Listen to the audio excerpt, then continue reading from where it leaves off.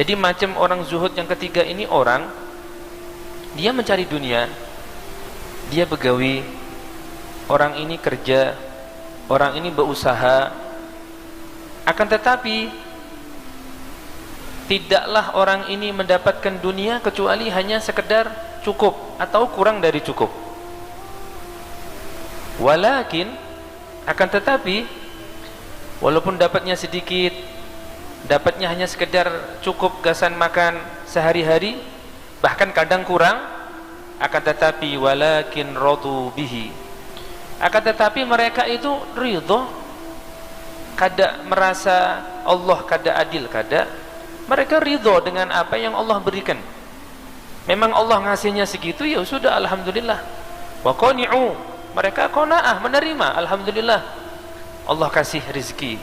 Wa sabaru, dan mereka sabar, sabar walaupun kerja pagi, berangkat tulak pagi, bulik sore, akan tetapi Allah nggak ngasih kecuali hanya sekedar cukup gasan makan sehari-hari, bahkan kadang kurang.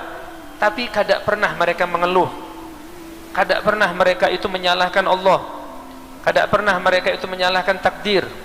Mereka senantiasa menerima, ridho, qanaah, ridho, qanaah, menerima, dan mereka sabar. Kenapa mereka kok bisa ridho? Padahal yang Allah berikan itu kada banyak, tapi mereka ridho.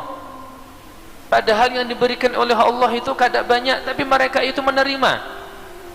Kenapa? Ma'rifatan, karena mereka ngerti. Ma'rifatan minhum bihusnil ikhtiyar, karena mereka itu paham, ngerti bagaimana tugas mereka. Yang penting berikhtiar, yang penting kan berusaha. Kita ini kada bisa memastikan kalau usaha pasti dapat, itu kada bisa. Yang kita bisa pastikan adalah kita yang penting berusaha. Adapun hasil itu yang memastikan siapa? Allah. Hasil itu yang menakar siapa? Allah. Hasil itu yang menentukan siapa?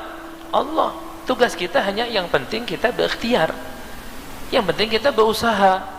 Wa ilman, dan juga orang ini yakin, mengetahui dengan seyakin-yakinnya, bi annallaha, bahwasanya Allah ma zawa anhum fudulat dunya, tidaklah Allah memalingkan dari orang tersebut ini hal-hal yang lebih daripada dunia, illa li khairin aradahum bihim, kecuali Allah pasti menginginkan kebaikan untuk orang tersebut.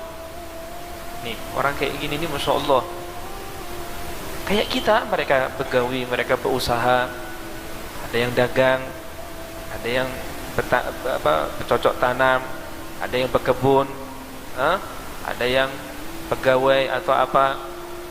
Orang begawi, mereka begawi, orang kerja, mereka kerja, dapatnya kadang banyak, bahkan kadang kurang, dapatnya hanya cukup gasan makan sehari-hari, bahkan kadang kurang. Akan tetapi mereka kada pernah mereka itu menyalahkan Allah, mereka kada pernah mengeluh, mereka ridho, mereka menerima, mereka sabar, karena paham bahwasanya tidaklah Allah memalingkan mereka dari kelebihan-kelebihan duniawi kecuali Allah ingin memberikan kebaikan untuk mereka. Kenapa Allah nggak ngasih duit banyak kepada orang seperti itu? Karena Allah tahu kalau dikasih duit banyak kena lain. Biasa hadir majlis, kada hadir majlis. Biasa sholat jamaah di masjid, ini kada jamaah di masjid. Biasa rajin silaturahmi, ini kada pernah silaturahmi. Karena Allah tahu tidak, karena mereka itu yakin tidaklah Allah memalingkan zawa itu memalingkan fudulat dunia. Fudul itu adalah kelebihan-kelebihan, hal-hal yang bersifat lebih daripada dunia. Duit, kebanyakan duit nanti malah repot. Allah tahu kalau ini orang banyak duit nanti lalai. Allah tahu kalau ini orang banyak duit kena malah tambah kafir. Allah tahu kalau orang ini banyak duit nanti mereka akan berpaling dari Allah.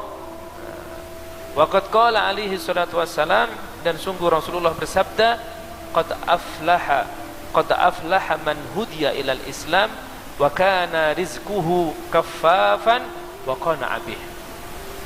Rasulullah bersabda, sungguh beruntung. Sungguh beruntung, ini yang ngomong beruntung adalah Rasulullah. Allahumma shalli ala sayyidina Muhammad. Sungguh beruntung, kata Rasulullah. Beruntung nih. Siapa? Man, orang. Hudiya ilal Islam, yang dikasih hidayah untuk bisa memeluk agama Islam. Wa kana rizquhu kafafan. Dan sungguh beruntung orang yang dikasih hidayah untuk masuk Islam dan rizkinya itu rizki yang cukup. Kada lebih, kada cukup. Jadi kata Rasulullah, qad aflaha man hudiya ilal Islam wa kana rizquhu kafafan. Sungguh beruntung orang yang dikasih hidayah sama Allah, bisa masuk Islam, kemudian rizkinya cukup. Wah, semoga Allah kelompokkan kita termasuk orang yang beruntung kayak ini. Makanya banyak guru-guru nasihati kita, jangan minta sugih sama Allah, tapi minta cukup.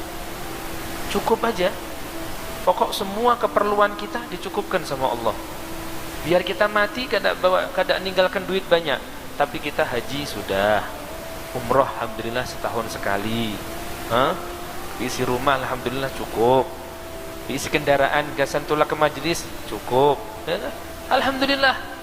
Daripada kita ini mati meninggalkan duit banyak, warisan banyak, kita yang dihisap, sakit kita.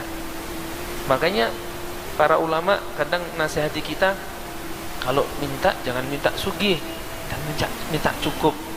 Orang haji kita bisa tulak haji, orang umroh kita kawa tulak umroh, orang isi rumah kita kawa olah rumah. Walaupun rumahnya kada mewah-mewah, yang penting ada aja rumah, isi rumah. Alhamdulillah. Orang bisi kendaraan, kita bisi kendaraan. Orang tulak pengajian bawa mobil, kita alhamdulillah bawa mobil. Jadi nyaman, cukup. Makanya kata Rasulullah, qad aflaha man hudiya ilal Islam wa kana rizquhu kafafan. Beruntung kata Rasulullah. Siapa?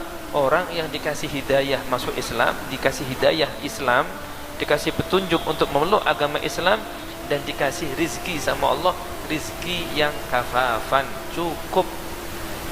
Mati hisabnya kada banyak. Oh, itu nyaman itu, ya Allah, nyamannya.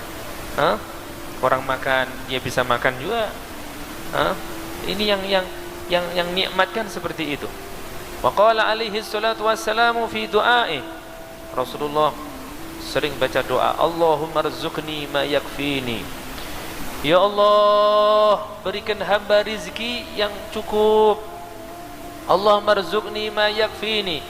Ya Allah, berikan aku sesuatu yang mencukupkan untukku, yang cukup bagiku. Artinya, ya Allah, kasih aku rezeki yang cukup aja. Jangan banyak-banyak. Artinya jangan lebih. Nanti mati meninggalkan duit banyak, ini kan hisapnya terlalu panjang nanti. Kalau kita kan kada, kita doa kita, ya Allah, duit, ya Allah, Allahumma duit. Allahumma duit gitu. Allahumma duit. Sampai kita melihat ada orang postingan orang di Ka'bah, fulus megang Ka'bah, fulus. Boleh kada kayak itu? Boleh. Siapa yang melarang? Ya kan, polisi cuma ketawa-ketawa aja. Ini orang ini, ya Allah, mata duitan ini orang. Boleh kah? Boleh. Cuma alangkah ruginya kita ketika kita mati, duit kita di bank masih miliaran, rumah di mana-mana ada, kebun sampai sekian ratus hektar. Kita bisa bayangkan hisab kita nanti kayak apa di akhirat. Duit kita yang kita tinggal 1 juta itu hisabnya panjang. Bagaimana kalau kita ninggal uang sampai ratusan miliar? Kayak apa itu? Makanya orang kalau sudah meninggal, mereka tuh pengen hidup lagi. Pengen hidup lagi. Bukan untuk mengumpulkan duit gasan ninggal warisan, tidak. Mereka kalau orang-orang yang meninggal itu, mereka pengen dibangkitkan lagi, pengen hidup lagi. Untuk apa? Untuk bersedekah. Menyesal, kenapa aku ninggal duit banyak kayak ini? Tahu kayak itu, aku sedekahkan semuanya. Udah gak kepikiran anak. Kalau orang sudah mati itu gak kepikiran anak. Yang ada dalam benak mereka, orang yang sudah masuk ke liang kubur, ya Allah, hidupkan kembali aku ke dunia. Fa'asaddaqa, aku akan bersedekah. Ya Allah, hidupkan ulun, ya Allah, aku akan bersedekah. Udah aku sedekahkan aja ini semua hartaku. Aku sedekahkan semuanya, ya Allah, wa akum minas salihin. Dan aku akan janji, ya Allah, aku akan jadi orang baik. Aku akan jadi orang soleh. aku akan jadi orang solihah. Tapi apakah bisa kalau sudah masuk ke kuburan terus kita minta, ya Allah kembalikan ulun ke dunia sejam aja ya Allah, ulun akan bagi-bagikan duit ulun tuh ke masjid, ke pondok, ke pesantren, ke madrasah, ke fakir miskin, ke anak-anak yatim. Bisa kira-kira kayak itu? Gak bisa. Makanya kita di dunia ini kayak orang tidur. Orang tidur dia nggak tahu, udah nggak merasa. Kita kadang merasa. Kapan kita akan merasa bahwasanya dunia ini ternyata membahayakan kita? Dunia yang kita kumpulkan, dunia yang kita bangga-banggakan, ternyata ini madarat. Ini akan menyusahkan kita. Ternyata dunia ini menyusahkan kita. Kapan kita sadar bahwa dunia ini menyusahkan kita? Nanti kalau kita mati, kita akan sadar.